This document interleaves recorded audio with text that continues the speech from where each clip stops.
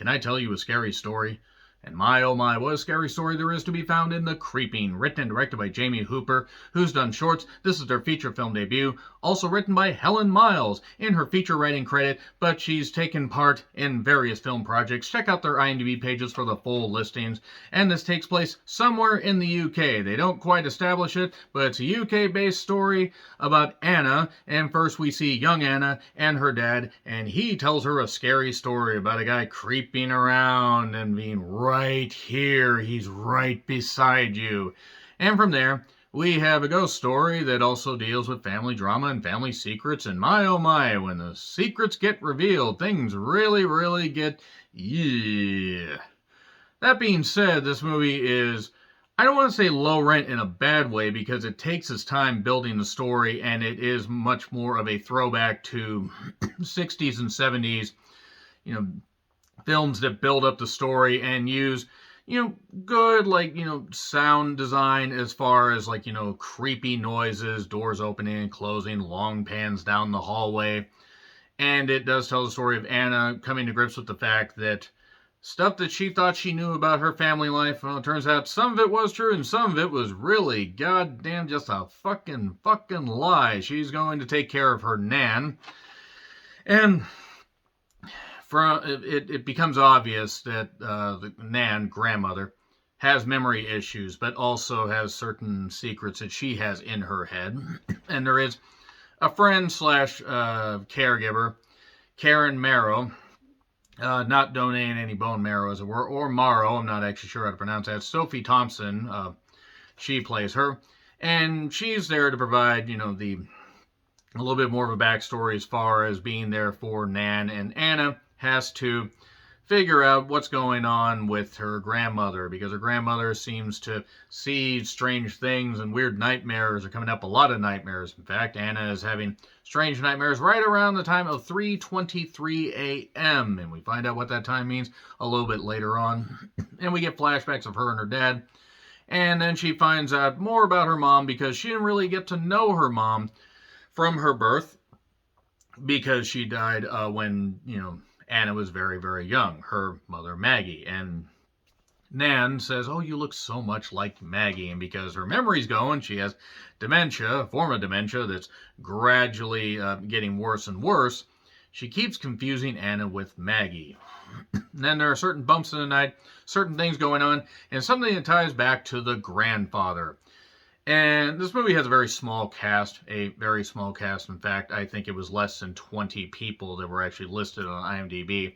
A reverend provides a little bit more story as well. But Anna, it centers around Anna. And Anna, played by Ryan Steele, I hope I pronounced that right. She actually did a very good job here. She was a good central character to focus on. And even the girl who played young Anna did a good job. But focusing on Miss Steele, when you have a central character that has to react to all these certain secrets and all this stuff going on, you need the right kind of person that can, deal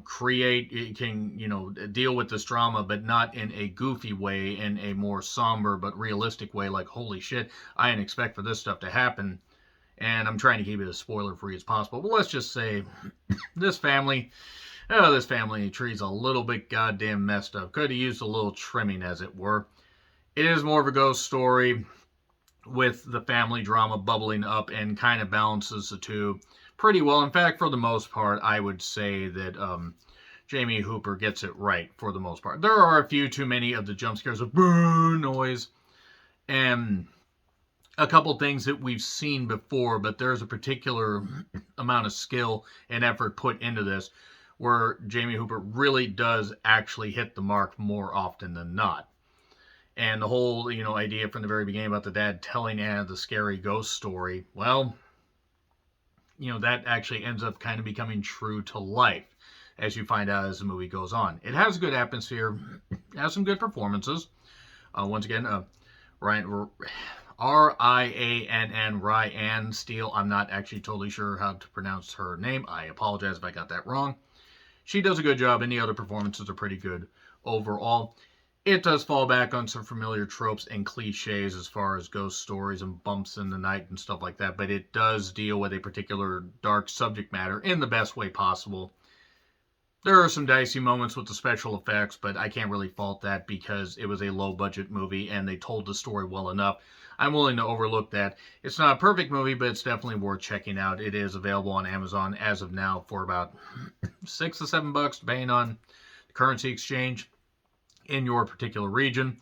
But it's worth it. I would say it's absolutely worth it. So I'm going to get into spoilers. The spoilers will not take very long, though, because it becomes a little obvious as things go on. Something's not quite right. Anyway, 3, 2, 1, and spoilers. Okay, so there's this music box that Anna finds, and she keeps trying to get answers from her grandmother. And it turns out that, well, I should have kept an eye on him creeping around the night, hiding in the shadows. What could that possibly mean? Okay, I'm just going to skip ahead here a little bit. It turns out, even with all the nightmares and all the dream sequences and the ghostly voices and stuff, it turns out that the granddad abused Anna's mother, so his daughter, his own daughter. And it is implied a couple times that once Anna was born, that she may have been a product of rape and incest. And oh boy, I mean, that's implied. I don't know if it was ever fully explained. They did more stuff like with reactions more than anything else. It was a modest tell, don't show, but then show, don't tell. They didn't show any of that stuff. I will say that.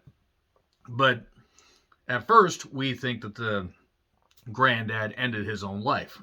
However, he wanted to reveal the fact that while he, yes, was a complete goddamn creep, that that his wife, the grandmother, and Anna's father actually, ended up ending his life. Why? Well, because he was a creep and because he assaulted and Ard his daughter, and so they knocked him out, locked him in a car in the garage, and put the exhaust, put a pipe through the exhaust system into the car, that is.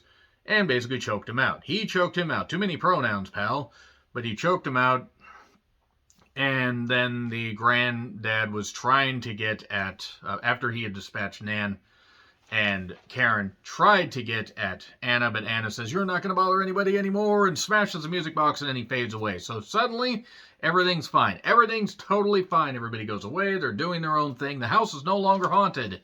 Everything's cleaned out, except we see the music box fully formed again on the ground, and then it opens.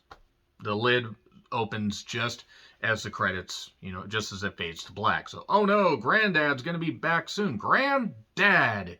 Anybody that gets that reference, I love you guys. Again, not perfect. A few issues that I had, but for the most part, Jamie Hooper hit the goddamn mark, and Helen Miles did a good job contributing to the writing as well. And again, great performance by Ryan Steele. Or Rianne Steele. I'm pretty certain I probably butchered that name completely. B+. I'll give it a B+. It's worth checking out. Let me know your thoughts in the comments. Like, share, subscribe, Twitter handle in the description. I'm John Retlin. I'll see you soon.